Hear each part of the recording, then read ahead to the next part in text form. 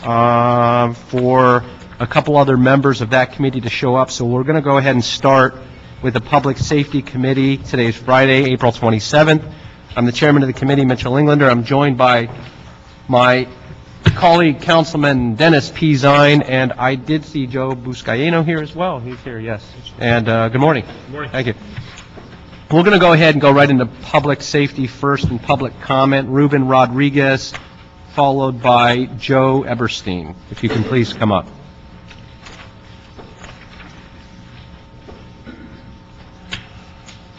Morning. Good morning. Good morning.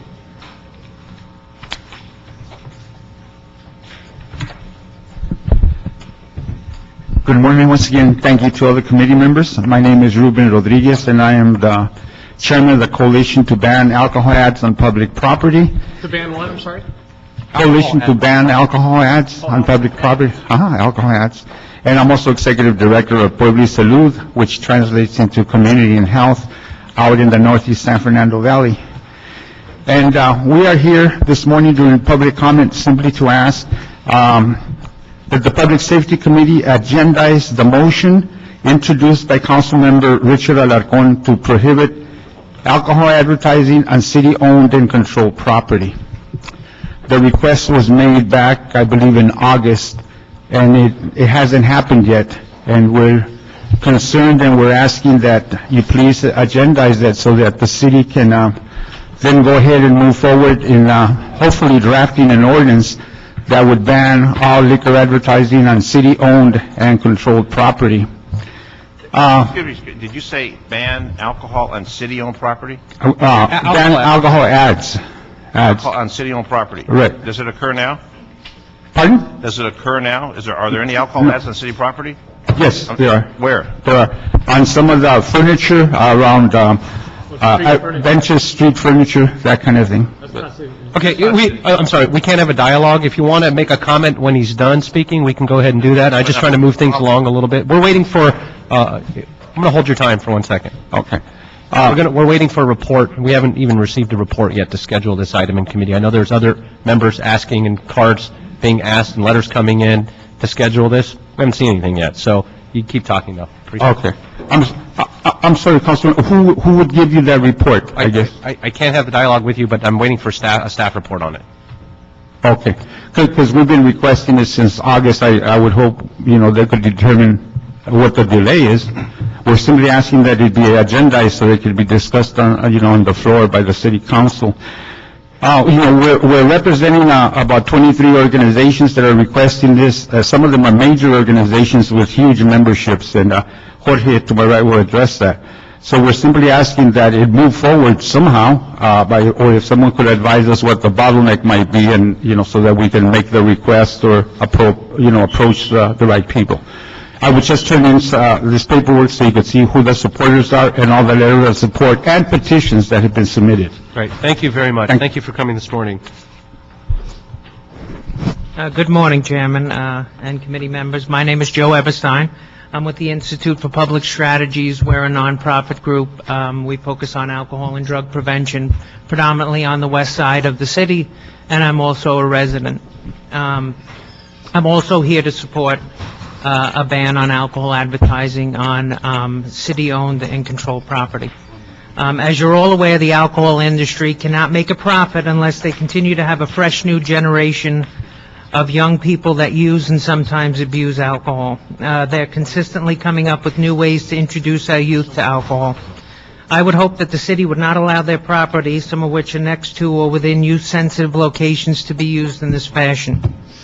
What is clear that the messages our youth receive from a multitude of sources do have an impact on alcohol consumption.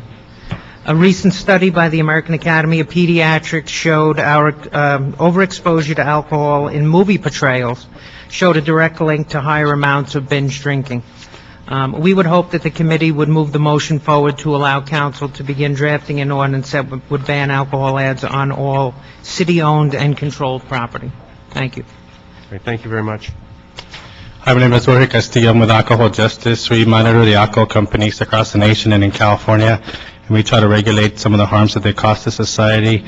Alcohol costs Los Angeles $2 billion each year, to the public sector due to harms that come due to traffic accidents, emergency care, treatment, and other costs to public safety.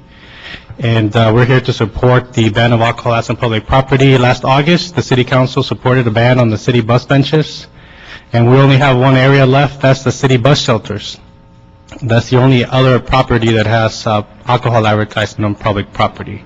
So we're asking the Public Safety Committee to agendize the item so we can go ahead and address that last location that has public property and advertisement of alcohol. The contract goes for another 10 years, so we would have to wait 10 years for that to happen if the City Council does approve the ban of alcohol ads on public property.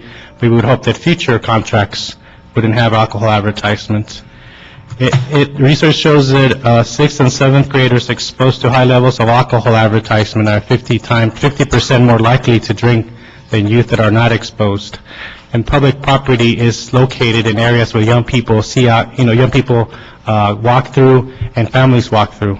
So we ask the Public Safety Committee simply to agendize the item so we can discuss it, and then we can let the community decide and the City Council decide the following steps. We have hundreds of thousands of supporters in Los Angeles. If you look at our list, we have Michael and Kitty Dukakis, former governor of Massachusetts, in support, 10,000 churches across California, 800,000 senior citizens across California, 250,000 people across the nation in support, as well as 58 counties that represent the alcohol and other drug program administrators from departments of public health. So we're simply asking that you hear the item. Thank you. Thank you very much. Just to answer on that and give you the facts, there wasn't actually a ban on the city bus program. The way the RFP was written and it came back, they give a bonus if the company refused advertising for alcohol. The other part of that is, and we're waiting to hear back on, there are other city properties that we've been told, like the convention center perhaps, the airport, proprietary departments, other locations that may have the ability to have that as well. And so we haven't had a report back showing that in the cost-benefit analysis, so just waiting for all that. Can't have the dialogue. I just wanted to give you the information, at least so you had information to walk away with. And then we have another speaker's card, and thank you for coming this morning. Appreciate it. Olivia Chavez, and there was no indication on here what item you wanted to speak on. I was assuming it was for public comment. My apologies, Chairman. It's also for public comment. My name is Olivia Chavez. I am the program director for Pueblo y Salud. We are in the process working with the LA County in a current assessment on alcohol and underage drinking and binge drinking in the LA County. It is a current study that we are doing in conjunction with the University of Southern California, and it has been noted in our surveys as well as our continued research with the youth that alcohol is the #1 drug of choice. And underage drinking and binge drinking has become not only a fiscal problem for the Los Angeles County, but as well as a community problem within families. We are asking and we are encouraging that the Safety Committee agendize the motion that was introduced by Councilman Richard Alarcon to prohibit alcohol advertisement on city-owned and controlled property. I understand that there are a myriad of issues that need to be addressed in this matter, but advertisement to youth, especially at stroller eye level, to be introduced at that age is something that they do not have the capacity within their minds to understand. Thank you. Thank you. Okay, thank you very much. And Christine Lee, one more public comment card that just came in, please. Good morning. Good morning, committee members. My name is Christine Lee, and I'm here representing myself. I work in the Koreatown area with youth, and we've actually, I can give you all the facts that some of the other representatives from our communities have given you, but I'm really here to speak from the perspectives of the youth that I've been working with. And we've actually been having our youth walking around the streets of Koreatown and other parts of Los Angeles, and they have been noting that, along with seeing advertising from private businesses, what really astonished the youth was to see how there were advertising in public places like the public bus shelters. So for them, for the youth, high school youth, underage youth, they're really being overexposed, and these are things that unless you really point it out to them, they don't even realize because they've been so normalized to it. So I am here to speak on behalf of myself and those youth, asking that the committee agendize the motion introduced by the council member Alarcon to prohibit alcohol advertisement on city-owned and controlled property. There really isn't much that we can do with other forms of advertising, but we hope that the city could really make a commitment to our youth to really try to decrease some of the overexposure that's really being done to our youth and how influential this type of advertising can be. We hope that the city can support this and bring it to the floor so that way they can the city can send out a strong message to our youth that they are supporting a brighter future for them and a safer future. Thank you very much. Great, thank you very much. That will conclude public comment for public safety. We'll go ahead and temporarily close Public Safety Committee as well and open up the Joint Committee. And I have no public comment cards on the Joint Committee, so we're going to go ahead and open and close the Joint Committee public comment. And we'll go right into item first, starting off, if we could. Actually, I'm going to reverse that, because there's some people here in the room that could be on the consent calendar. I doubt it. I think they're all here for one or two particular items, but just in case, we've got numerous items that can go on consent on public safety. So we'll go ahead and continue public safety for a moment to clear some of the calendar on consent. If I could, items 2, 3, items 4, item 7, item 13, 14, 15, 16, 17, items 19, and items 20 through 29. If colleagues will support consent on those items, unless there's any other questions on any of those particular items. Mr. Chair, I went through and flagged item number 2 for discussion. Number 3.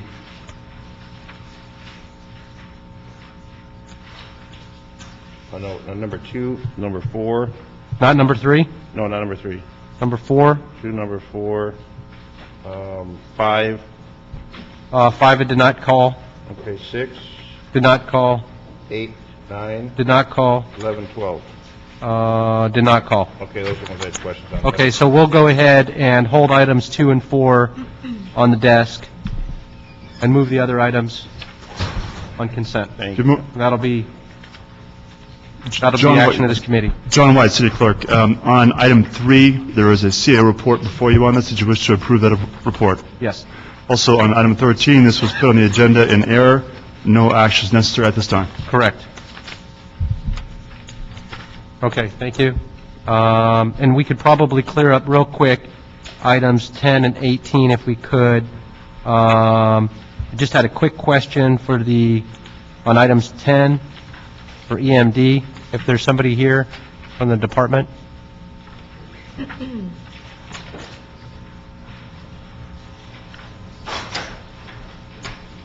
It indicates here that to reprogram the $250,000 for EMD for the Great Shakeout, which is a terrific event and an important one. Which neighborhood council is this going? Is this in partnership with? It didn't indicate in the report. I just wanted that part of the report. It'll be in the Arroyo Seco Neighborhood Council. Anna Burton from the Emergency Management Department. Several months ago, we actually solicited to the neighborhood councils, accepted applications from those that were interested, and the awarding neighborhood council was the Arroyo Seco. Okay, great. Excellent. That was all I had. Thank you very much, colleagues. Okay. And then on 18, just had a question on the iPads, on the donation of the iPads. It indicated that there were somebody here from PD that can answer that. It indicates here that the cost of the data plan and the impacts there are none, and it will be absorbed through the cellular accounts. My question is, at full deployment with iPads, and the objective, I believe the objective from what I heard is that all sworn from captains and above, it is the goal and the objective of the department to have iPads, and these are being donated by foundations. I totally support the idea of less paper as well. My question is, though, that each of these iPads have a cost of, at a minimum, I believe, $25 a month, just for the minimum data plans. At full deployment, what is the total cost to the city and to the department at full deployment once we have all of them? And where's that being identified in the budget? Because that far exceeds the cellular plan. So what I would ask is, if you had that information here, great. If you didn't, that's okay too. If you could, we'll go ahead and move it out of committee, but if you can bring that information to council when it comes to council. And I appreciate that, because I don't have that exact. If you could state your name for the record. Commander Regina Scott, the Assistant CO for Information Technology Bureau, and I do appreciate you giving me the opportunity to come back and provide that information. But just so that council know, we were able to negotiate with our data plan some savings, and from that, our cost should be exactly the same as it would have been previously, based on a reduction from what the Delta plan was, from the savings we were able to occur. But I will give you the numbers. Bring all the numbers in, that would be great. Not a problem. Excellent. Thank you. Thank you very much. Appreciate that. So we'll go ahead and move that item as well. 10 and 18 approved. 10 and 18 approved, with notes from the committee to bring that information. Well, on 10, we have the information. On 18, to bring that information to council. On 18, thank you. Thank you. Okay, that will convene temporarily or we'll go ahead and postpone the public safety meeting and go back to the joint committee meeting and hear Mrs. Perry's items 5 and 6, if we could first, and I'm going to turn it over to Ms. Perry for that. All right. Thank you very much. And these, Mr. Chair, these motions were introduced with respect. Oh, I'm sorry. Okay, why don't we take the public comment first on item 5 from Arnie Corlin. 5 and 6. Item 5 and 6? 5 and 6. Item 5, motion Perry Reyes directing the police department to report relative to the status of malfunctioning or inactivated surveillance cameras in the downtown area. Item 6, motion Perry Reyes directing the CAO and the CLA with assistance from the police department to report with recommendations for funding repairs to the surveillance cameras in downtown Los Angeles. Just for clarification, I'm sorry, these 5 and 6 are, the way it was written here is a little different, but they are only on the Public Safety Committee, but Ms. Perry is on that committee as well, so she'll still be leading the conversation. While we're at it, we might as well ask Captain Frank to come up, too. Go ahead. Okay. Yes. Okay. State your name for the record. Good morning, council members. My name is Arnie Corlin. As some of you know, I'm a rental property owner in South Los Angeles.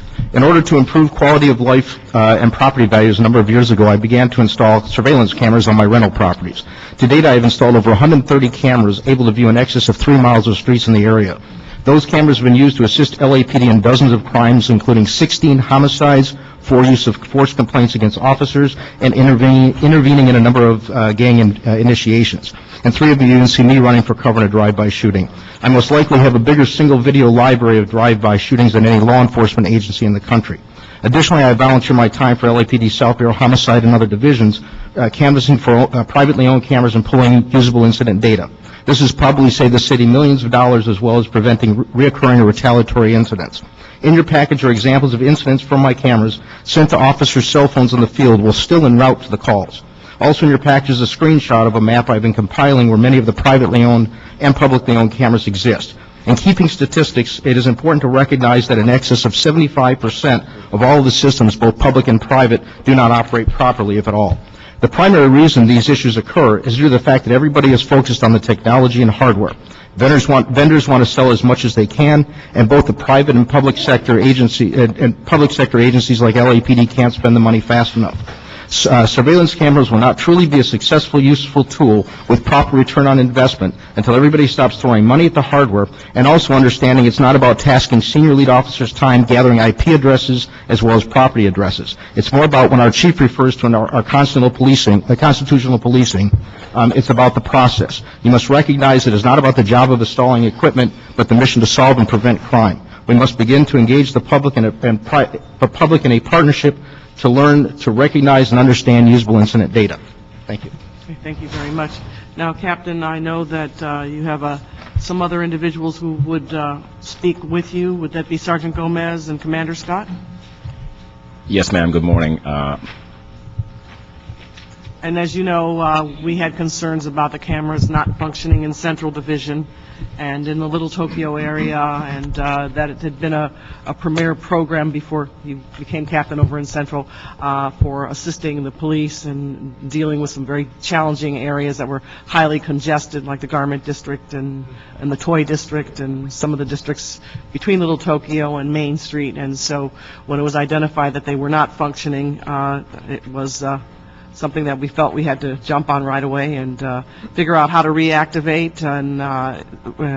the surveillance network, and also to find the funding or to determine where funding would come from to make sure that these cameras were fully functioning in good repair and able to provide the support that Central Division needs. So tell me what the status is now.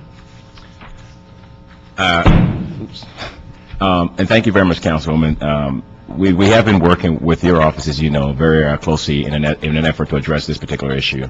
Some time ago, when we did discover that these cameras were non-functional, we worked with your office, began work. We created the Camera Initiative Committee at Central, composed of the bid executive directors from the 8 bids.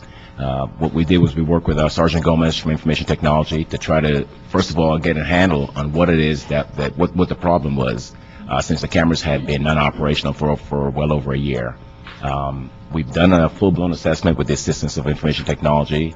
We've identified what the issues are, what the problems are. We've identified, so now we're currently in the phase of reaching out to your office, reaching out to the bids, reaching out to other individuals to acquire funding to address this particular issue. And have you made a determination as to how much funding you need to be able to get operational again? This is Sergeant Dan Gomez from Information Technology Bureau. So our initial assessment, as the cameras are today, to bring them back to fully functional would be just under $200,000, and that would be for all the cameras that are in Central Division at this time. Okay. And I should add, actually, specifically, those 3 particular corridors, the Fashion District, the Historic Core, and the Central City East Association, those 3 particular areas. So according to my briefing notes here, you're making a verbal report today, and I don't think we don't have a CAO report on file yet or anything like that. Have you submitted a proposal for restoration of service yet? Not at this time. With budget? Not for the budget. What we've done is we've identified, and we're actually going through, as Captain Frank indicated, the next phase of making sure that those that the cameras that are still there, making sure that those are actually the cameras, the locations where we'd like them. If we're going to do a move or do anything, now is the appropriate time to do that, and that's going to take work with both the community, with Central Division, and then we'll come up with a final number when we're ready to move forward, and we'll change that. And then have you been able to put a timeline on that? It is that, well, a lot of it's going to be based on the funding, and that is the issue that we're working on acquiring that funding right now. Okay, well, I feel like maybe we're in a little bit of a chicken and an egg situation. So why don't I ask you to do this? Why don't you give us a draft proposed budget for restoration of service? If you can do that can you do that in 2 weeks? Is that possible? We can very well do that. All right, why don't you get that done in 2 weeks so that we have a foundational document upon which to begin making some decisions and some revisions, and then as you determine by working with the BID and the property owners, if there's some need to move cameras or add cameras in, obviously we can make adjustments along the way, but I think we need an operative budget document to start working from so that we can give it to the CLA and the CAO so they can do an analysis and we can move this forward at a faster clip. So that's something you can do? Absolutely, ma'am. Okay. Anybody else have anything? No, just that we know that the areas, when they took on this camera, they tried to take this on their own. And ITB, we've now stepped in. It'll be more of a coordinated and a centralized an operation. So once this is taken care of, it will never, ever get into the state that it is now. Okay, great. Well, so we'll move this forward. Ms. Chairperson has a comment here, question he'd like to make. Yes, you'd mentioned the community being involved in this as well. And if I could, I know he filled out his public speaker card, but I'd rather actually ask him, Arnie Corlin, if you can come back to the table more of an expert. And I say an expert because this is a businessman who has, for many, many, many years, has been the leader in surveillance technology and working with a lot of property owners and the police department and community policing and setting up these systems. not asking you for an estimate or cost, but asking if you would volunteer some of your time to work with them in the next couple weeks to figure out what really is the problem, what could we really do to fix it and get it online? Yeah, but honestly, in order to really recognize, when I look at usable incident data, and it is important to get the technology working, but how I pick my field of views, oftentimes I can even predict, as a community member, I've been able to predict a shooting a day and two in advance because of behaviors and occurrences. So there's really a much more holistic approach that we need to do when we pick those field of views that we choose. If you think about it, we do our cops on the dots. We set up perimeters and grids. Setting up a series of pan-tilt zoom cameras, for example, where you do need some, what I want to be able to do is tracking. What I want to be able to do is tell a story. I'm not always going to get the incident on the camera itself, but it's being able to backtrack where my victims have been, my suspects have been. And I think that, in part, using a lot more fixed field of views, you still want to supplement with the pan-tilt zoom, but you want to be able to tell the story where they came from, where they went to. Because if you're trying to get the incident on the camera, usually by that time they're much more covert. I want to get them a good bit before or sometimes after the incidents. My rules are, when I pull incident data, if I'm looking, whether it be for the department or for myself, if I have a robbery, a burglary, something like that, I want my fixed cameras on a perimeter. I do it with my SIP. So what I'm going to ask, though, is I'm just asking if there's a willingness. I will work with them, but we need to change our thought process. And if the department is willing to work together over the next couple of weeks, as Ms. Perry asked, to come back with that information. But if you could work together, you're an expert. You've been doing this for many, many, many years. We all recognize that, know that. You've been in and out of this building for years, showing off your success. But proudly, and it should be recognized. And working with the department. And so on this and fixing this, I think it's critically important. It's not only important to Ms. Perry, but her community as well. If you could do that, if Ms. Perry's okay with that, I think it would be a... Yes, yeah, I mean, I think that's fine, and I think you'll bring a great perspective to things. But at the end of 2 weeks, what I really just want is, I want an operative document so that we can start moving forward on and I appreciate your very broad, very global perspective, and your professionalism. But I just need a document that we can start working from so that we can begin to make a decision tree on what we need to get up and running, what we need to prioritize, whether or not they need to be moved, the extent of their communication with the property owners in the area, and, what strategic decisions they need to make as to whether or not to relocate cameras. I mean, you're actually right, since we are in the midst of trying to fix things that are broken, it does present us with a unique opportunity to make some adjustments to our approach. So it's good to take advantage of that opportunity, but I do need something formal upon which to react to be able to make decisions. So I think it's great that you're willing to volunteer and offer your perspective on that. But that's the outcome that I would like to have. Mr. Buscaino? Yeah, thanks. I just want to just commend Ms. Perry for her commitment to public safety in the downtown area, especially when it comes to technology and policing. And it's great to see Captain Frank here, a fine selection, and I want to commend Chief Beck for putting the right person in place. If anyone knows the importance of community-based policing when it comes to problem-solving, prevention, and partnerships, is Captain Frank. And you and I have worked together for numerous years. So, Ms. Perry, rest assured, you got the right man for the job here in making this happen. As we know, when it comes to cameras and technology, you can have all the cameras in the world, but you also need the proper deployment to have an officer watching the activity as well. And Art, I just also want to thank you for your continued commitment to this issue. You and I have done some work together in the harbor area when it comes to technology and policing. And you get it. Times are tough in the city when it comes to budgetary issues. And again, I have all the faith, trust, and confidence in your ability to work with the downtown bid to find the appropriate funding to have these cameras up and running again. So thank you for your commitment. Yes, sir. Thank you very much. Mr. Zine had a question as well. Thank you. I want to also acknowledge Arnie for your police work. I know that you still do that in addition to helping with everything in the community. How many cameras do we have citywide? How many cameras? I can't tell you citywide how many cameras we have, but I can maybe tell you that as it... Yeah, right now we have approximately 320 cameras citywide. Okay. Now, Ms. Perry has an issue with the central area and the camera operations. So we have 320 citywide. how many of those have the similar problems that we have in Central? So I've been tasked with that assessment as well. However, I can't give you a number at this time because we've been focusing on Central. That was a priority where we started. But at some point, I will have a complete assessment of the entire city. Because if we're looking at $200,000 to get Central back up, then there needs to be ongoing costs to maintain that. And if that's then duplicated in other parts of the city, we need to identify that and not just look at one area, but citywide. And how are we going to continue funding these? Because when they break down, obviously, they don't do anyone any good.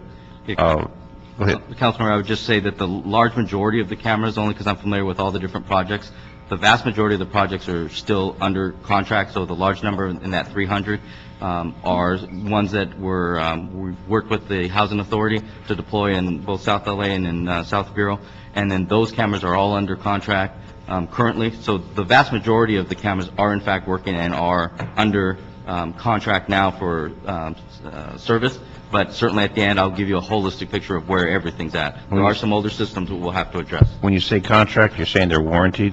Yes, sir. How long is the warranty? They vary from system to system, but under the Housing Authority contract, that was a 3-year complete coverage contract. Okay. Okay, I'm Because I know that we're... Mr. I'm sorry, I'm going to ask for those reports back that you asked for. I just want to make certain that we're starting to put cameras in the Valley operations section, and I want to make sure that we don't encounter the similar problem down the road. So I don't want to cut you off, but if you have a lot more questions, that's fine. No, I just I'll yield it wanna to you. make sure- We've got a heavy agenda. I understand that, Mr. Chair, but the concern is we're spending a lot of money on cameras, and if we don't follow up with the maintenance, then we have this kind of situation. So this is what I'm going to do. I'm going to give it to Ms. Perry to close, but I would ask that we go ahead and move these items 5 and 6 to council as soon as possible for you to report back within 2 weeks with a written report on Central. I would also ask that you come back, though, to this committee, so we'll go ahead and move those items to council, to this committee with a report on the balance of the city, including but not limited to the current contracts and where they're at in warranty, and what's working and what's not. And so if you could report back, let us know when you're ready for that. You're adding the housing developments as well? All cameras citywide, with the exception of Central, because that's going to be coming forth in the next 2 weeks. If we could do that, then that'll be the action of this committee, but I'll turn it over to Ms. Perry to close. Just to be clear, what I want is a budget. I want a proposed budget, a draft budget of what it's going to take to get the Central Division program up and running, and if you decide you want to make some moves, include that in your draft budget, and then want to get that back in 2 weeks. And Stephanie is here, and you can convene your working group prior to that so that, everybody's on the same page. And then let's get that going. Okay, thank you. Before we take an action in this committee, we do have one more speaker card because we took 5 and 6 together. We took the speaker card for 5. We have Estela Lopez for item 6. If you could, please step forward on that item, and then we'll take an action. Thank you.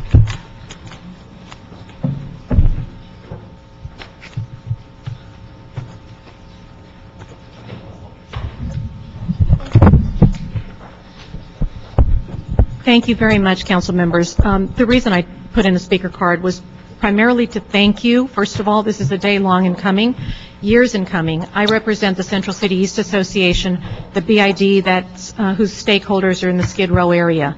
We donated, just to put this in context for you, we donated 10 of the cameras that are being considered in this report today. A network of 10 cameras to the LAPD in 2006. That cost our stakeholders $200,000, and we gave it with a service warranty plan. Almost a year later, we began to understand that these cameras were not working. They were not placed properly in Central Division. They were not, the personnel wasn't trained to use them. There were constant malfunctions and breakdowns. So for all these many years, our stakeholders have been waiting for these cameras to really live up to their potential. And as you are already reading and hearing on the news, the problems in Skid Row have increased tremendously. We have people dying on the street. We have employees who are being harassed on the street and intimidated. We have drug dealers selling all kinds of illegal narcotics on the front doors of the social service agencies in Skid Row. can you imagine what these cameras could be doing to stem that criminality? So thank you, Councilwoman Perry, and also to Captain Frank, because he has really put his arms around this. And I know that under both of their leadership, this is finally going to get resolved. So thank you so very much. Great, thank you. The action of this committee then will be to have the full report citywide, with the exception of Central, coming back to this committee in the next 60 days, with items 5 and 6, however, going forward to council, including a budget report in the next 2 weeks. So approved. Okay. Now we're going to go ahead and take item 1. I do have numerous speaker cards for item 1 on the joint committee. What I would suggest, unless there's anybody that's opposed to this that absolutely wants to speak first, I'll entertain that. I would suggest the public speakers come after so we can actually hear the report, and then you may want to comment on what you've heard instead. And unless there are some public comment cards that insist on going first, seeing none. So we'll go ahead and we'll take the public comment cards after the report. So let's go ahead and open item 1, and if you can read item 1 into the record. Item 1, see a report relative to the financial, operational, and personnel impacts of consolidating the Office of Public Safety into the Police Department. Pursuant to motion, Englander Parks. Thank you. And I'm also, I would be remiss if I didn't mention that Mr. Kokorian is also here. He's been here for quite some time, and for the last several items, but I didn't recognize that he was here as well, so I wanted to do that. Thank you. Good morning. Good morning. Good morning. Miguel Santana, CAO. I'll go ahead and start and then have my colleagues add any additional remarks pertaining to this item. The Office of the CAO is recommending the consolidation of the OPS function within LAPD. And that recommendation comes on a variety of different fronts, from a variety of different areas. The first is that we really believe, based on the analysis that the department has done, that this would provide greater efficiency in how public safety activities are managed throughout the cities. We also believe that it would strengthen the professionalism and the accountability of security services throughout the city by bringing in a function that, combined with LAPD, share a common mission. The third area is that in the context of our fiscal crisis, one of the strong recommendations that we've had over the last 3 years is to help departments focus on their core services. And by moving this function to LAPD, it allows GSD then to maintain its primary focus in other areas of procurement and maintaining our fleet and in addressing services throughout the city, and moves a function of security within a department whose primary focus is in fact law enforcement. And then finally, the final recommendation is that there is some cost savings associated. You know, it's not an enormous amount. It's not going to help the city deal with its long-term structural deficit. That is not the primary reason behind this recommendation. But there is a cost savings of $2.2 million. And that cost savings comes from having the need to reduce the number of LAPD officers that are coming from outside of the city family. So essentially, we're transitioning 37 GSD police officers into positions that would have normally been hired by individuals from outside of the city, and that in turn provides savings. We have been working closely with the city attorney on determining under what authority the city has to make this consolidation. They have concluded that that management has the right to make this consolidation, and that we should sit down with those bargaining units that are impacted to discuss the impacts of the consolidation, but ultimately it is within your authority to do so.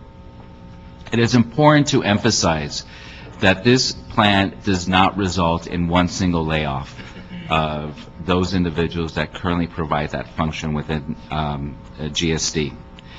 And our goal is to actually strengthen that function and tie it into the larger activities within the department. There is a recommendation that, should you approve this in concept, that we seek a technical amendment in Sacramento that ensures that the peace officer status of the GSD police officers gets maintained once they get transferred into LAPD. The language that currently exists in Penal Code 830.31 specifically cites GSD as the home department. And so the technical amendment would simply clarify that peace officer status can be maintained within the context of LAPD. There's no other changes outside of that that's being recommended. Now, there has been some concerns about what this means for the service departments, for our libraries and parks in particular. And the chief has made it very clear that it is his intention to establish service agreements with those departments to ensure that they maintain a level of service that's actually enhanced rather than deteriorated from the one that they have today. And the reason that it's enhanced is because the department has a much larger infrastructure of police functions throughout the city. There's obviously stations located throughout the city, so response times would be improved by in those particular areas. But he's actually committed to have written service agreements with those departments to assure them that the quality of the services will not be deteriorated. And finally, there has been some discussion about what this means to the overall number of LAPD officers within the department. The budget that the mayor released continues to maintain 9,963 LAPD officers. And this assumes that this function would be transferred over. So on top of those 9,963 police officers, there would be an additional number of former GSD police officers who will maintain their same status, their same pay, maintain their same benefits as they currently have. But the core number of LAPD officers will remain the same. And it's important to clarify that because there's been different reports that speak to the contrary. So with that, I'll welcome my colleagues to add any additional remarks that they have and respond to any questions. Good morning. Assistant Chief Sandy Jo MacArthur with the Los Angeles Police Department. As Miguel has stated, we've been working closely through the working group on trying to identify all the different issues that could possibly come up regarding the concerns that the individual departments that are currently serviced by OPS would have. We've had our hands somewhat tied out of respect for the council, who needs to give us approval to move forward to fully look at all of these in finite detail. But we are very committed to keeping the exact same level of service. Miguel is correct. We would like to would modify the current MOUs only so that they are comfortable, the departments that have the MOUs currently with general services, they would be comfortable that we will keep that same level, and we hope actually to enhance that level of service. When OPS was first brought in and you consolidated them as a city council, you did it for a variety of reasons, which we continue to think that those reasons are valid and that this will actually enhance those reasons. They were to enhance quality of service, eliminate the duplication of services, and standardize policies and procedures and training for our law enforcement personnel in the city and our security services in the city. We feel this is just the next step in doing that. We feel that OPS has done a very good job, but we do think in this situation and looking at all of the deployment issues that we can actually continue in improving services and enhancing our efficiencies. We are committed at all levels within the organization. We do feel that doing this will allow us to be a force multiplier for the security services that OPS currently offers to the various departments throughout the city. And we think that adding our 7,700 people that are out in operations will be that force multiplier. So we feel that this will just enhance the services that public safety, that the law enforcement branch of public safety can offer to the city. Good morning, members of council. Eileen Decker, Deputy Mayor for Homeland Security Public Safety for Mayor Villaraigosa. I'd like to echo the comments made by my colleagues here at the table. but thought I'd add a little bit of perspective of how this report came to you. You might recall several years ago, 2 years ago, in the mayor's proposed budget, Exhibit H, there was a recommendation to begin looking at the proposal of consolidation or functional transfer of OPS into LAPD. At the time, Councilman Smith and the mayor's office began meetings with labor and different aspects, departments within the city to begin the work of analyzing these different aspects that would need to be dealt with prior to presenting a proposal to you. The process began in earnest with LAPD reviewing operational considerations, CAO, and the mayor's budget team looking at fiscal considerations. And last year, after Councilman Englander proposed or submitted a motion, the working group began in earnest coming together and thoroughly vetting all the different issues together. And if I may, I'd like to thank the many departments that over the course of many months and innumerable meetings provided their insight and knowledge, including the city attorney's office, personnel department, obviously LAPD and OPS, GSD, CAO's office, LACERS, Fire Police Pensions, CLA, Councilman Englander's office. And I would like to acknowledge the very hard work all of those departments put into this process. But I'd particularly like to acknowledge GSD and OPS. I should inform this committee that throughout these last few years, every single person in OPS that was contacted, communicated with, acted with the utmost of professionalism in providing information, expressing their concerns, having their concerns dealt with, or in some cases still having concerns to be addressed. But their level of professionalism should not go unnoted, as well as the difficulty of any department that is going through such a process. But I think all the members of the working group, while having tremendous amount of appreciation for the work and partnership GSD and OPS provides, came away from the process with an even greater appreciation of the work that the men and women in OPS do in providing security to our city. And the working group also wants to ensure that that level of service continues to provide should the transition be approved by this body. I'd also add that the working group realizes its work is not done, that this committee and council may have many more questions, but we did believe that absent approval of this body and council on the broader policy issue of whether to proceed, that we could not proceed further into the more detailed, specific personnel issues that need to be addressed next. So with that, members of council, thank you. Thank you. Gloria Sosa, Personnel Department. I'd just like to add that the charter does provide, Charter Section 514 does provide the authority for the council to move a specific function across departments, and we will be working with the CAO and the LAPD regarding the various personnel issues.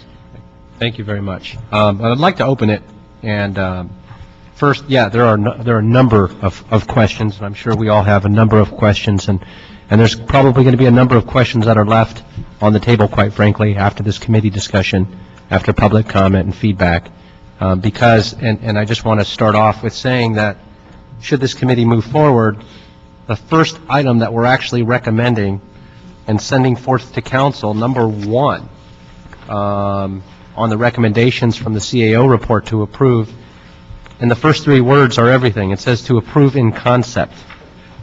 And I want everybody to keep that in mind. It's a proven concept, the consolidation of OPS into LAPD. And so that's exactly what this is. The budgetary aspects are going to be dealt with in the budget.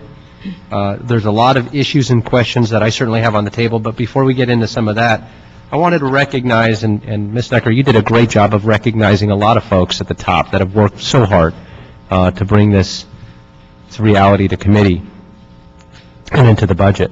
I want to recognize the officers themselves as well, our OPS officers that are on the front lines, and quite frankly, not only protecting some of the most vital buildings and properties and facilities in the city, but people. And the people being elected officials, the public, the visitors, at some of the highest target areas, if you will. Some of the key points that people look at, from whether it's unruly gatherings and unlawful assembly to possible terrorist activity and attacks and threats, City Hall, Van Nuys, Convention Center, the Los Angeles Zoo, the libraries, our water treatment facilities, our communication systems. These are the places, just to start off, these are the places that OPS protects. And if you start thinking about the types of folks that visit or that want to target these facilities, our OPS officers have done a phenomenal job with a great track record and terrific training. And I do believe that this will be an enhancement to that as well. I think we take the finest department in the nation, and for them to join the finest department in the nation, putting those two elements together becomes the finest department in the world. And so I just want to recognize our OPS officers. I know there's a lot of issues and questions and concerns about what happens in backgrounds, what happens in going through actual training, and a lot of those that, again, those items will be discussed, but those answers and a lot of those things will be worked out. And I have confidence that they will be worked out. The concerns I have are some of the cost elements, quite frankly, that I don't believe, and perhaps there are some savings. I don't know if it's really the $2.2 million that is suggested. There are a lot of costs that are not identified yet. For example, the decentralization responsibilities have to the area stations. There's going to be a cost in that. There's going to be a cost in the configuration of dispatch and possible transition in the LAPD's communication division. There's going to be a cost in that. A link will need to be established to be able to tie the new radio frequencies directly into LAPD system. There will also be a cost in that. Much of the alarm and camera functions will need to be migrated over to the LAPD via hardware and software installations, and there are related costs. There's going to be costs in that. And so throughout the report, and I believe that Mr. Santana has done an excellent job, a thorough job in identifying a lot of the loose ends, if you will, that have to be shored up. And I'm not going to go through all of them because there are a lot of them. Classifications have to be examined, but that means manpower and time power and women power, if you will, that have to take the time to examine those. Management has to go through, and while there are questions on backgrounds, the backgrounds have to be done. That takes time. Time is money, and it's personnel. Personnel department is going to be deeply involved in this as well, but will also require time. But one of the things that did come out of this is that it was identified that the police department, LAPD, says they can absorb all of the costs related to this consolidation. And I don't know that all the costs have completely been identified. And if that's not the case, because we're looking at $2.2 million in savings simply by transferring over and consolidating, with all these costs on the table that we haven't truly put our finger on, I'm wondering what the police department's response to that is. You're right, there's a lot of costs. We don't know we haven't even identified what has to be costed out. I think that's number one. But the areas that we have identified, we do believe we can absorb the costs. And the majority of the areas we've been looking at are really the deployment issues, the decentralizing people from one site to another, into the various stations. We can absorb those costs.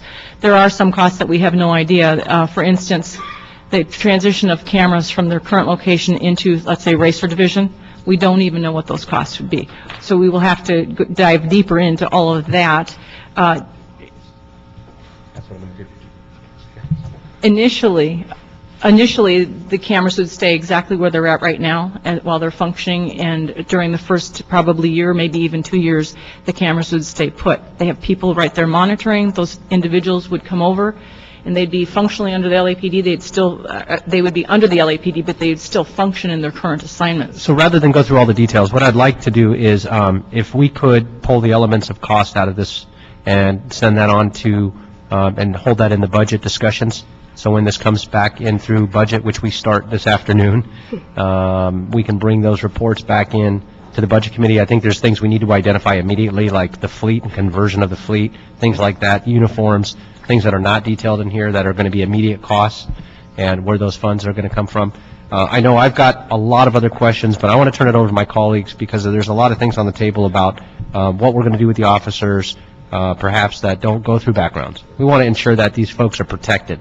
These folks have put their family and their life on the front line protecting us. We want to make sure we protect them and that we've got their back as well. And so I'm going to go ahead and turn it over to Ms. Perry first, followed by Mr. Buscaino, followed by Mr. Kokorian, followed by Mr. Zine. So we'll prepare a separate report in the context of budget and finance, responding to these line by line, at what information we have so far. And then where the money's going to come from. And if truly, if LAPD could absorb that. Yes. Great. Okay, thank you. Quick question, and I appreciate the presentations of everyone at the table, but is there anyone who can speak to the perspective of OPS here, someone who can come to the table and give the OPS perspective, or at least their position? Okay. You want to come on up?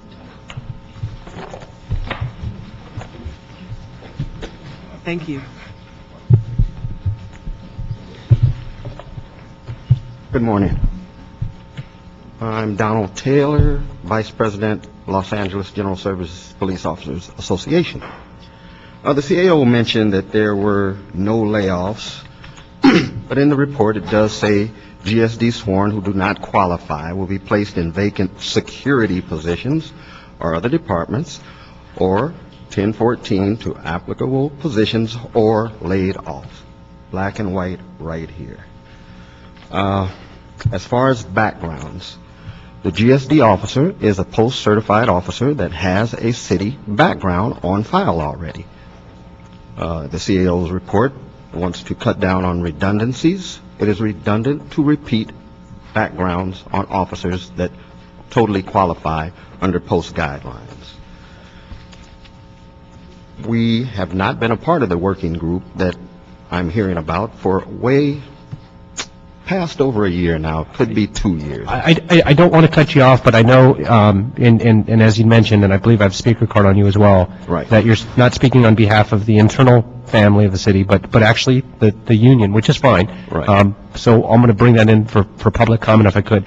Is there a chief here from OPS or general manager of the department or somebody from within the actual unit itself speaking on behalf of, from the city's perspective, and then we'll bring in from the side of the association as well, but I'd like to do that if we could. Is there anybody here? Is there anyone here from OPS? Ms. Decker, was the chief requested to be here? I did not personally request the chief to be here. I understood he was aware of it and had an expectation he'd be here, but I didn't personally request. I just think it'd be helpful to have the across-the-board perspective of all the stakeholders who are involved in this process, so we can get this information on the record. Is there a general manager or an AGM from the department here? Can we call one of them to, as we go through the discussions, if somebody can get one of them on the phone and see if they have an interest in coming to talk about their own staff in their department, that would be great.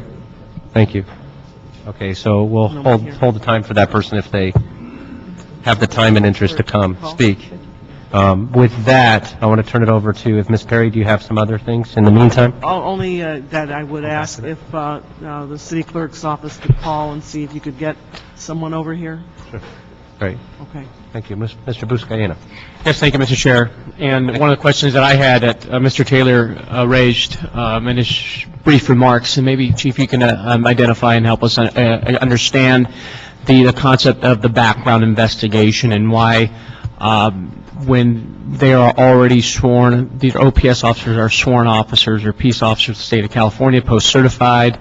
Can you just explain the reasoning for the background? Yes, there's a post regulation, and we confirmed through a conference call with Post specifically on this. There's a post regulation that once an individual is transferred from one department to another, and this is a functional transfer, Mhm. that they need an updated post. It is not, updated post background. It is not the background, the full... Not the extensive background. Not the Okay. extensive background at all, and I'll turn that over to Gloria, that they did to come on the job.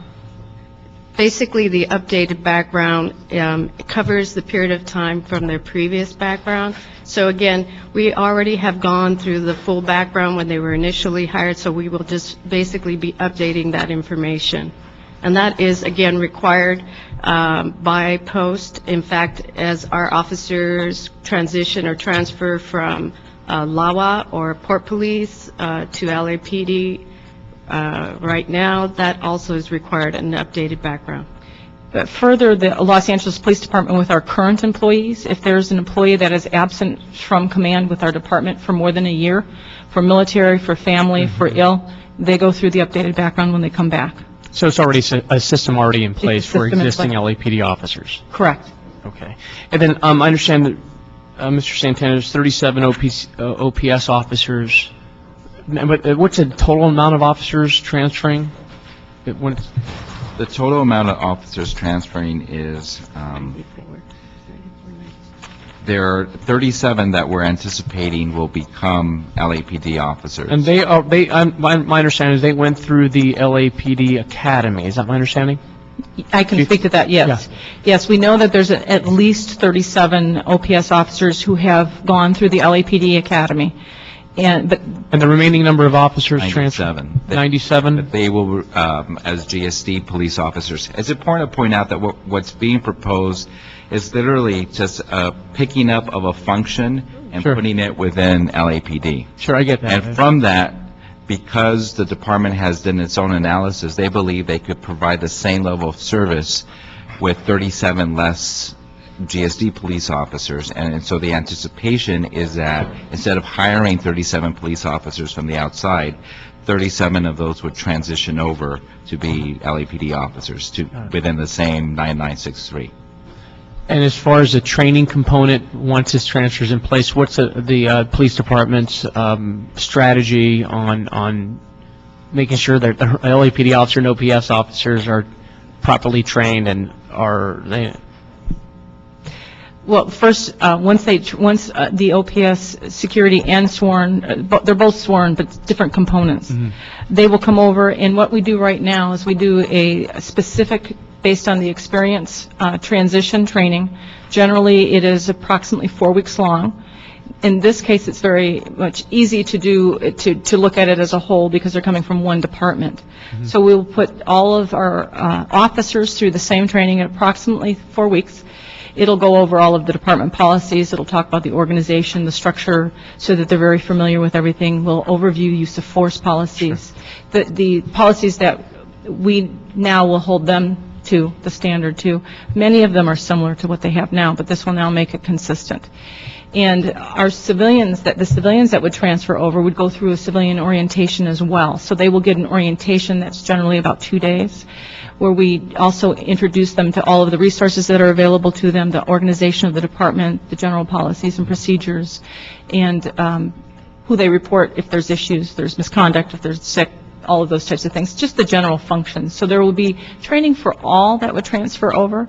And then any supervisory level people that would come into the organization, we then also have the appropriate training for them in terms of, we will recognize their prior training and education, and then we will then put together a specific hybrid, so to speak, of a supervisory course or a command development course or whatever the level that is appropriate. And many people who are in OPS now have attended many of our schools. So we will do this very, very in detail so that we're not repeating, but we're updating.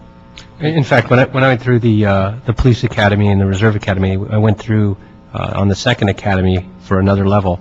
I went from level 3 in my level 2 class. We had OPS officers that were lateraling over to LAPD and going through the abbreviated academy, and so they were right there in our class as well. And so I've had the experience of actually being in the classroom and on the firing line and going through driver's training and everything else with OPS officers as they lateraled over to LAPD. So I know that the system already exists to have that in place. Correct. And instead of a true lateral program, This is, as you're familiar with, this is a reintegration program. Again, when we have people that are gone from the department for over a year, we do a reintegration just to get all their shooting skills, update on policies. So we would do a hybrid of that. So it wouldn't be really long, but we'd make sure they have all the tools they need to go out and do their job. Mr. Santana, last question, Mr. Chair.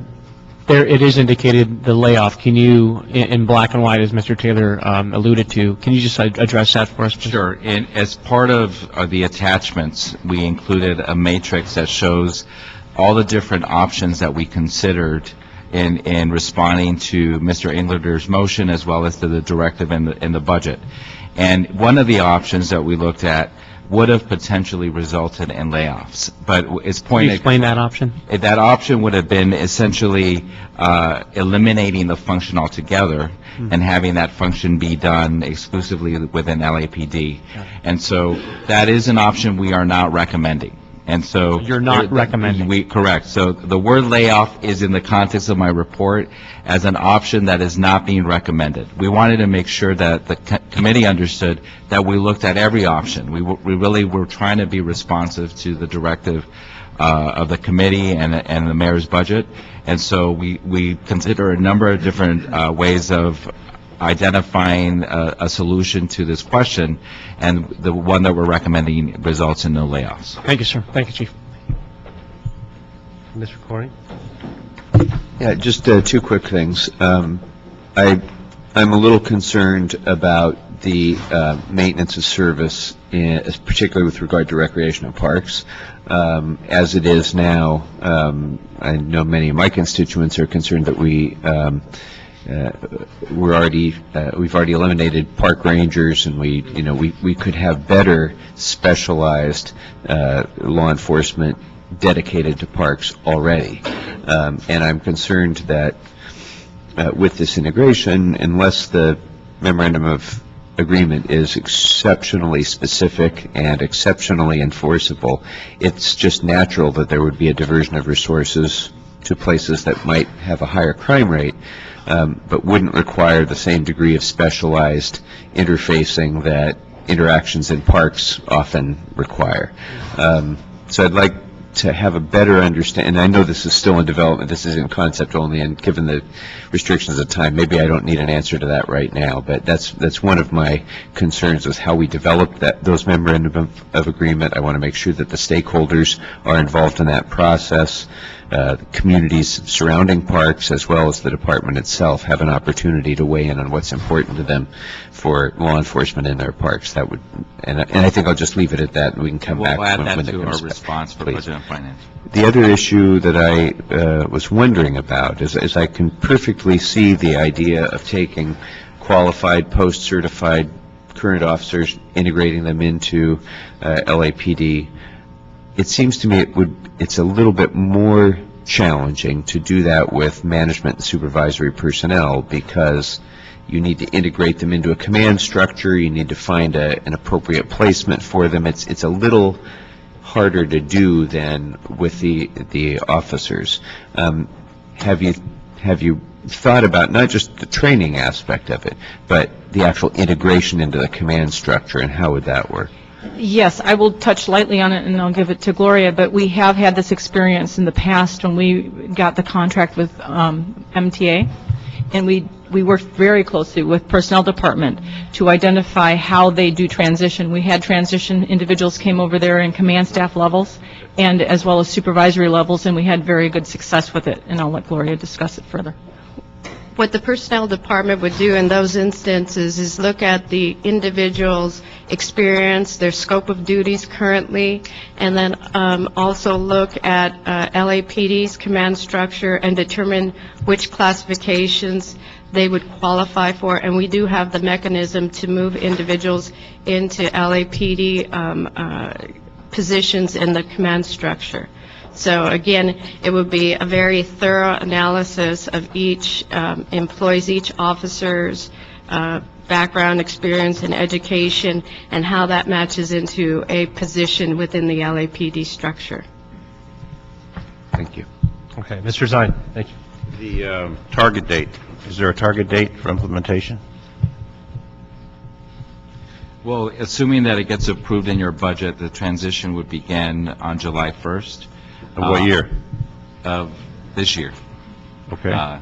And the first act would be that the July class in LAPD would be canceled, and then the opportunity for GSD police officers who seek to be LAPD officers would begin, and that transition would happen as been articulated by the department. We're requesting that your council approve a resolution directing that legislation be sought out to make that technical change to allow, to change the word GSD to LAPD so that the peace officer status that GSD police officers have gets maintained. That doesn't stop the consolidation, the functional transfer from taking place, but it will protect that peace officer status. And so the mayor and the CLA would work aggressively to identify an author and have that author introduce the legislation and work its way through the process. And then the process beyond that will take several months to complete itself. As we've indicated, a lot of the issues pertaining to technology and communications, those will be phased in over a period of time. What we're essentially doing immediately is changing the command structure of those officers that are doing this function today within the context of GSD. So the command structure would now be within LAPD. So what happens to their July 1st? What happens to their chief? Does he become a chief with LAPD? We'll look again at it's the process that I described earlier. We'll be looking at the chief's scope of duties, his experience here, and determining which classification is the appropriate classification within the LAPD structure, or even possibly looking at changing his actual classification within the LAPD structure.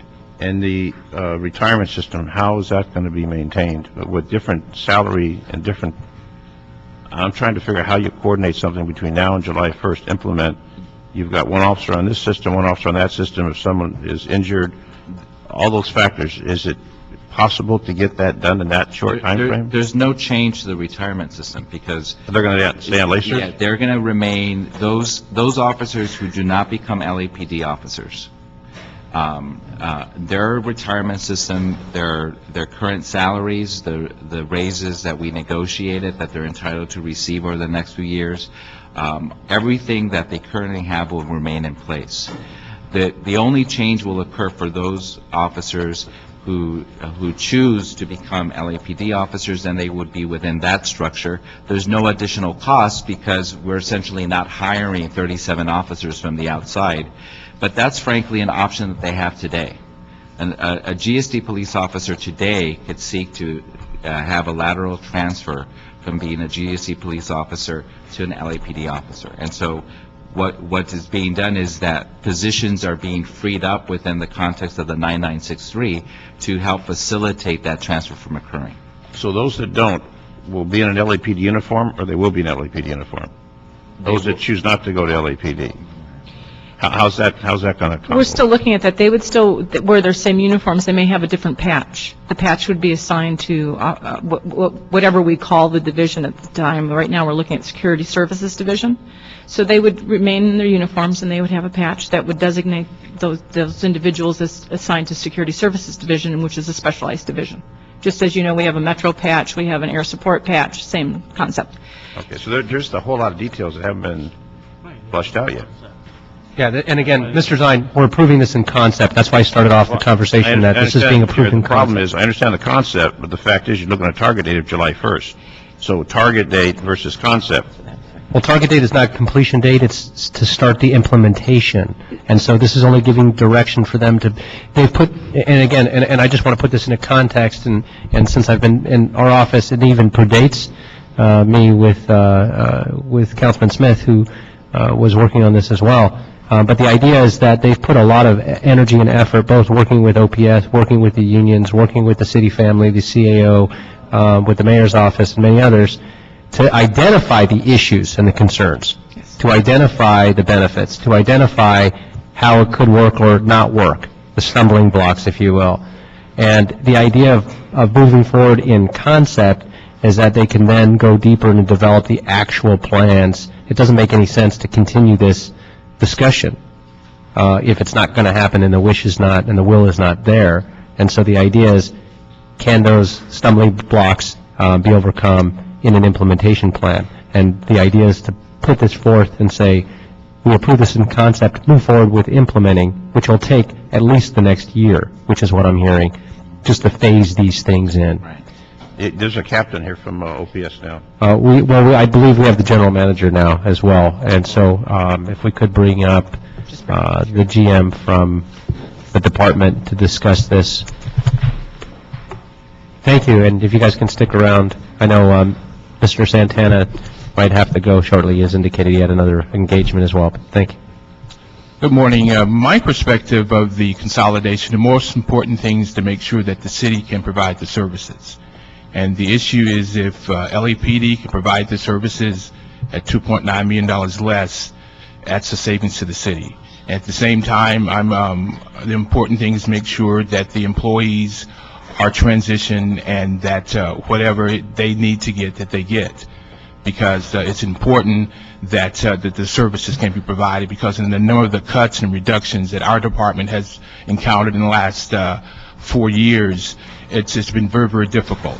And LAPD has presented a report saying that they provide the services at a savings to the city. If they can do that and keep their word on what they provided, I think it's a good situation. But the important thing is that the services must be there and must be maintained. Okay, Ms. Perry, did you have any questions for the general manager at this point as well? No, that's fine. Okay, thank you. Thank you very much. We're going to go ahead and open it up for public comment. We do have several cards here. Just want to let everybody know we do have it down to a minute for public comment, but we're also going to bring this back, if this comes out of this committee today, for input through the entire city council, as well as various other committees, including the Budget and Finance Committee, to deal with a lot of the questions that are on the table as well. So if I could, I'm going to call 3 up at a time, or we've got 4 chairs. I'll call up 4 at a time. The Honorable, well, it doesn't say Honorable here, but I'm going to say Honorable anyway, Mr. Victor Gordo. He's an Honorable. Charlie Mims. Verdal Flores. And Roy Stone. In that order, please. Thank you, Mr. Chair. Thank you for the recognition. Victor Gordo, La Una, and Coalition of LA City Unions, 9,963 plus 37 equals 10,000, and that's what this is about. For years, this concept has been bandied about, and that's all, we haven't even defined the concept. The report states that OPS long-standing relationships in the parks, former park rangers, and attention to specific details is what they provide. That will be lost. I find it very ironic that today the LA Times reports that USC will get 30 additional officers. Where are the efficiencies and the elimination of redundancies at USC, a private institution who has its own police force, who has its own security force, but we're going to send 30 more officers and remove 37 officers from patrolling your libraries, where your constituents are, and your parks. Those 37 officers are, in fact, the roving patrols that will be lost from your constituencies, your libraries, and your parks. Right. Do I get 2 minutes? We've gone down to 1 minute per card because there are a lot of cards and a lot of... In India, let me just... Again, we also have council that started 1 minute ago, but we're going to bring this back for further discussion to council as well. If I can just say, this is rooted in short-term political experience, not long-term public safety. Okay. Thank you. Good morning, Charlie Mims. I'm president of the Los Angeles Professional Managers Association, and we represent the managers, civilian managers in the city, including the general services police chiefs. Victor actually laid it out pretty well. To look at the big picture, there really aren't any cost savings. Their so-called cost savings are coming from canceling the next class at police academy. What you're really doing is, by doing that, you're reducing the total number of police officers in the city. You might be moving police officers from general services over to the police department, but there are going to be less officers than if you'd run the next class in the academy. This is really about what's good for the city. You know, I not only work in the city, I live in the city. I have a lot of respect for the LA Police Department. They provide great service in our neighborhood, but their core mission is crime suppression and serious crimes. The main mission of General Services Police is security in public facilities. And just let me say one thing. LAPD has done a great job in their core mission. They haven't done so well in the security area. They brought over MTA. They don't do MTA security anymore. Mr. Minute, thank you very much. Verdell Flores, I'm a librarian. I'm representing the Librarians Guild. There is a difference between law enforcement and security. The LAPD's main mission is law enforcement. In the libraries, in our parks, we do not need law enforcement first. We need security first. There was a long time of trying to get, and Chief Aguirre will agree with me, a long time in trying to get OPS security to understand what our library security used to do in our libraries. We've finally gotten to a situation where our OPS dispatchers understand what we are saying when we pick up the phone and say we need assistance. But that was a long time in coming. LAPD is here to protect us and to do law enforcement. Are they going to be able to help us with security in our parks, our libraries, our Hyperion plants? I wish, and look at your motion, sir.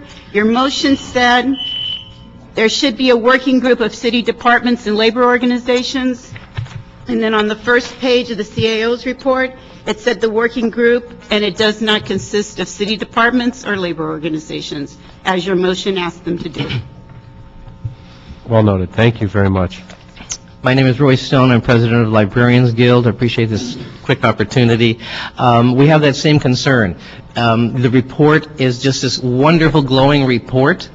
It did not include the departments. It did not include the stakeholders. We, as unions, had no participation. We represent the people, the elderly, the children, the people who use the libraries and the parks, especially. We have no participation in this report. The report has errors in it. It's based on some flawed numbers, and it's this glowing, wonderful report. And it sounds perfect. And what do you all learn about stuff like that? There may be something lurking underneath, and we just don't want you to move forward into this. There will be layoffs. It's going to be a fact, and it doesn't save anything. It's going to make libraries and parks and public facilities less secure because LAPD has to do what it has to do, and we're going to be at the bottom of the list. Thank you. Great, thank you very much. The next four speakers are Kim Rendimes. Trying to read the writing. I apologize if I got that incorrect. Dolores Spears, Tony DeClue, and Donald Taylor, please. Those are the final speakers that I have cards for.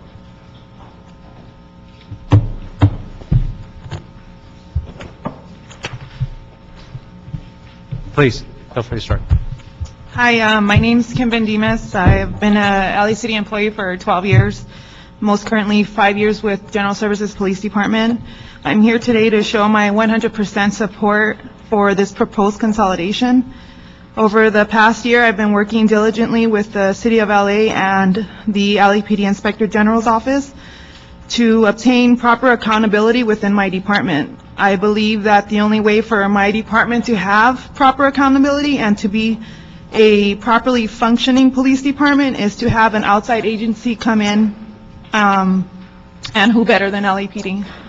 My hope is that each and every individual receive a fair and equal opportunity to become an LAPD officer. Thank you. Good morning. Morning. And thank you for the opportunity. I'm Dolores Spears. I'm with AFSCME District Council 36, representing Local 3090. We represent the civilian, clerical, and support services employees in LAPD, as well as the dispatch employees and the clerical employees in General Services OPS. We are not exactly opposing the consolidation because, quite frankly, we're not exactly sure what it all means. But we do have concerns with the fact that several budget terms a couple of years back, there was going to be layoffs of 100-plus clerical employees in LAPD, and they absorbed those employees due to staffing shortages. Now, all of a sudden, they're going to absorb what's going on in OPS, and we're just wondering, where's the savings, and how can you now lay off 150 clerical folks who actually do the work and then absorb all of this? Where's the savings here? There's so many unanswered questions, and we did not meet with the departments that put this report together. Dolores, thank you very much. We went over some of my material. Once again, Officer Taylor, Department of General Services Police. Panel, this could be a beautiful thing, but we're making it way more difficult than it should be. There is an exemption for officers that are being absorbed by a department within the same city, state, county, and district, that all you have to do is verify the information already in the acting background. So there's no need to be redundant with backgrounds or anything like that. Once again, this could be a good thing. Let's slow it down. Let's take our time. Let's do it right. LACSPOA would like to request right now to be a part of this working group that we know nothing of and have some input in how things are implemented. Thank you. Thank you. Good morning. My name is Tony Duclos. I'm with SCIU 721, formerly Assistant General Manager over the security operations of the city. It gives me great pleasure to come here again and address this issue. I think 1 minute is not sufficient time to do that, but I would urge you to table this matter for further discussion. I'd also urge you, when you consider the budget this afternoon, to reverse the budget recommendations, which are to make this happen effective July 1. And I look forward to meeting with you at a future time. We don't believe that the service levels will be maintained. One of the reasons why GSD was formed in the first place, why OPS was formed in the first place, is because LAPD mission is crime suppression. And when the community calls them on crime suppression, they need to drop everything else and go to that. That's one of the reasons we were established.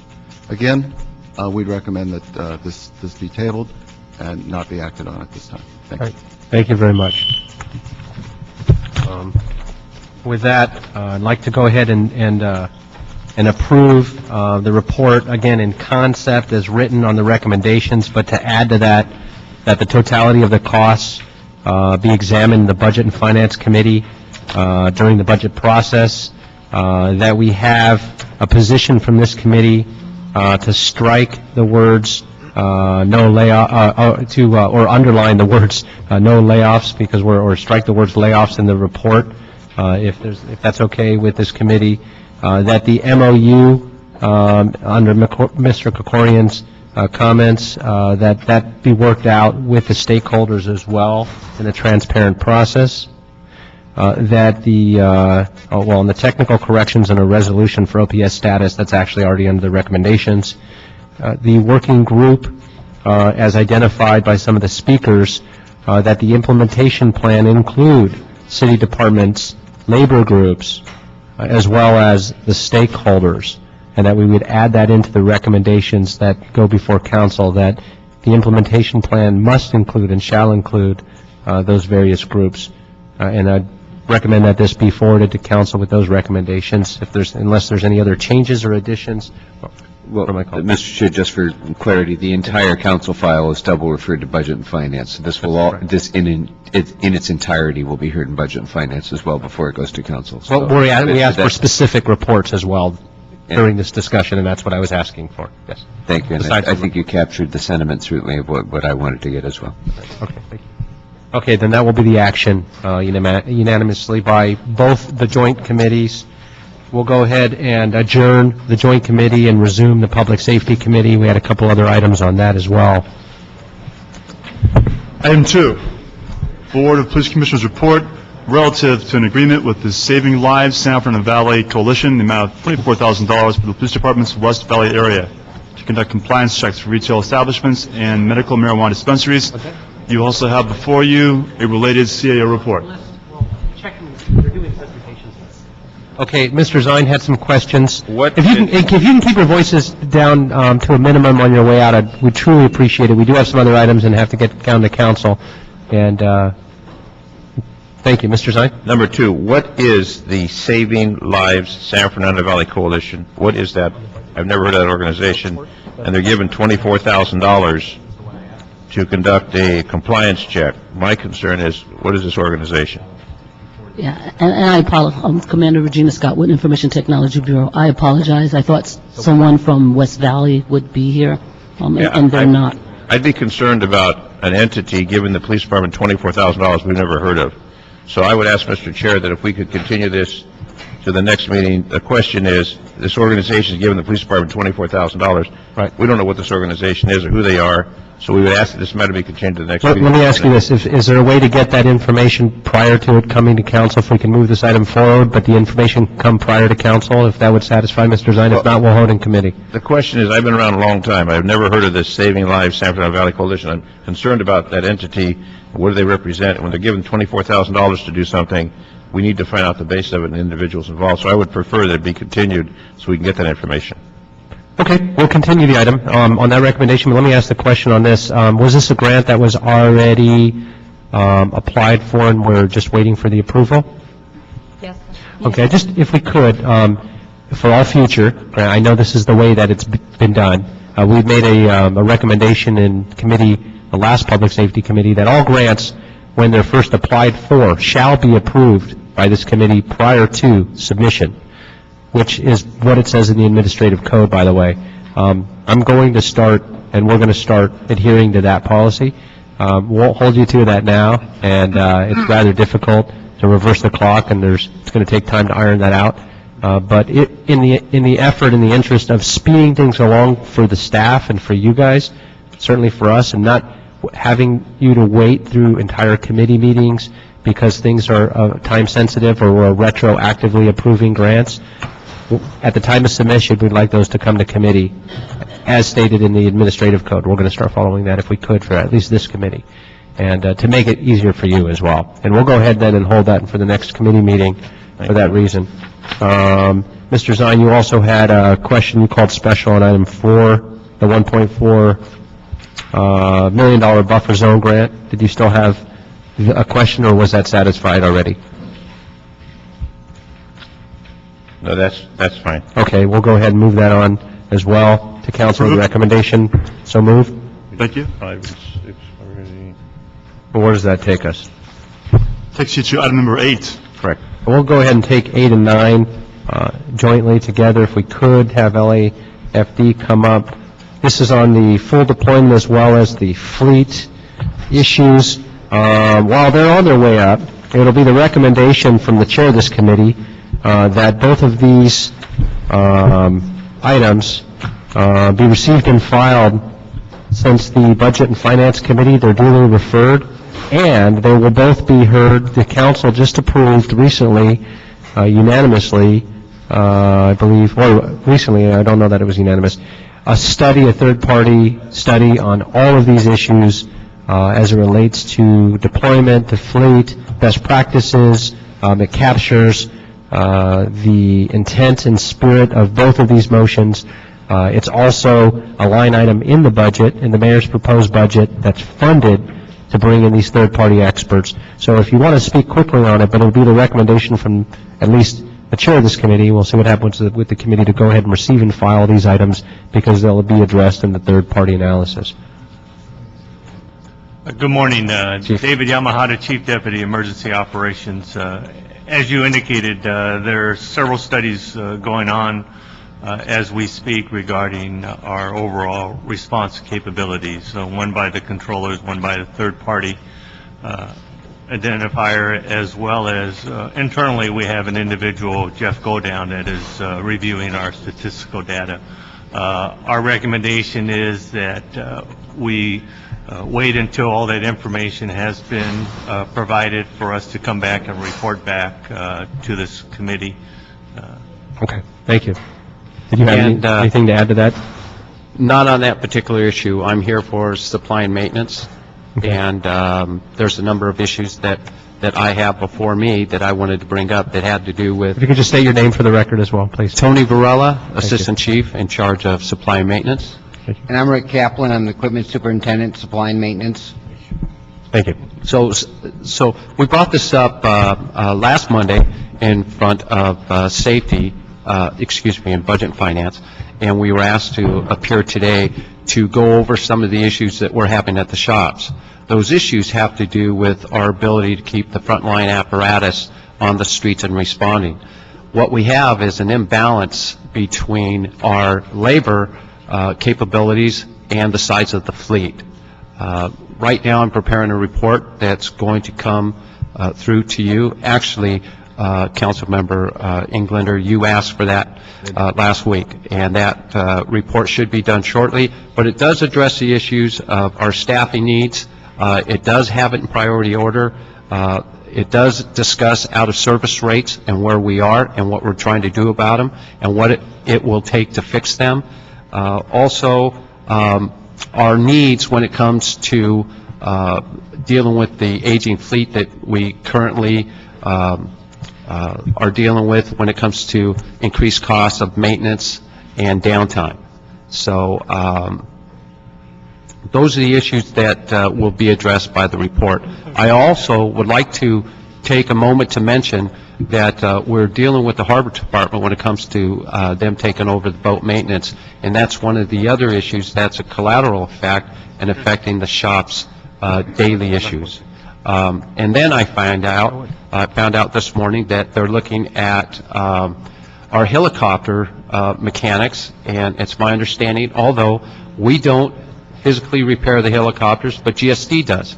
And there is a collateral effect when it comes to the fleet and keeping it flying, floating, and rolling with the other departments. So, and that's our partnership with GSD. Yes, sir. So what I'm going to do actually is on item 9, item 8, I'll make a recommendation. I indicated that we were going to receive and file both. It was my mistake. Let me correct that. In 8, I would make the recommendation we receive and file. In 9, that we're going to hold that in committee to come back, because I have a note here that you're working on a report, and that report is different than a third-party analysis and what we're doing in item 8, and so we're going to have that item come back, and you'll let us know when you're ready. I know there's a lot of other things going on. There's a lot of other, although this is a priority, we're not going to go ahead and schedule it to have you show up and sit here to tell me you're still working on a report. So you'll let us know when you're ready for that report. Yes, and when you're ready, and it's because you're very busy and we have a lot of priorities going on in the city, and as soon as you're ready and able to report on that, we'll go ahead and schedule for committee. Respectfully, just so you're aware, there's a process within the department. It does have to go to commission, so I'm going to bump it to the chief. It'll go to commission. That's why I indicated, part of the process, that's why I've indicated, you'll follow your, and you'll let us know when you're ready, and then we'll go ahead so you don't have to take your time. And we'll schedule that so we can hear it properly. With that, did you have any other questions? Yes, thank you, Mr. Chair. On the April 16 Budget and Finance Committee meeting, LAFD indicated that 71 out of the 81 positions have been filled. What the other 10? Do we have appropriate staffing levels or budget or money for the other 10 positions? We don't have the money for the other 10 positions. Otherwise, we'd have gone forward and challenged that and gone after them. But what we've identified to bring us up to full staffing is filling all 97 positions, and we have that in the report in priority order. Okay. I think that'll do it for now. We'll go ahead then make a recommendation to receive and file item 8 and item 9. We're going to bring back, and you'll let us know when you're ready for that. Do you think it'll be 30, 60 days or so? 30 days. 30 days? Okay, we'll wait to hear from you within the next 30 days, and we'll go ahead and schedule it. Thank you very much. We'll go ahead and also on item 12, we're going to continue item 12. We've got some preliminary reports back from LAPD indicating the costs of Occupy. Those are now being shared and submitted to the CAO's office for a full report. So on item 12, we're going to continue that. That should take us to one more item, Mr. Clerk, item 11, I believe. Item 11, motioning under Krikori and instructing the fire department with the assistance of the CAO and CLA to report with recommendations for implementing a false alarm fee We provide for cost recovery of the resources associated with responding to recurring false alarms. Morning, thank you. Good morning, Darren Palacios, Chief Deputy, LAFD. Real quick, for brevity, if you'd like us to bring back a full report written back to this committee outlining the positives and negatives of the proposing a false alarm fee, probably would be better than us a short. We wouldn't be able to talk about the issues right now. Okay, I don't mind doing that. That's a good recommendation. One of the things I do want to discuss, though, is I know that we started looking at, under the FireStat LA demos, the two-day deployment data, and in the two-day deployment data, it indicated what the fire department shared with my staff was 30% of fire calls were false alarms. 30% were false alarms. What do you consider a false alarm? We'll bring that back. Okay, if that could be indicated in the report and spelling out exactly what a false alarm is, how LAFD response times, if they're impacted at all by false alarms, if that could be spelled out in the report, any operational impacts from false alarms, and what we can do to mitigate those impacts, and then we can make decisions based on that. Now, I understand full well that it's very different than an LAPD false alarm, where you opt in to have an alarm or an alarm vendor or company installed in a business or residential dwelling, and that's strictly voluntary, where we mandate fire alarms and systems and sprinklers. It's part of also the building codes we've got. Those are very different. It's also a different type of, I believe it's a criminal act.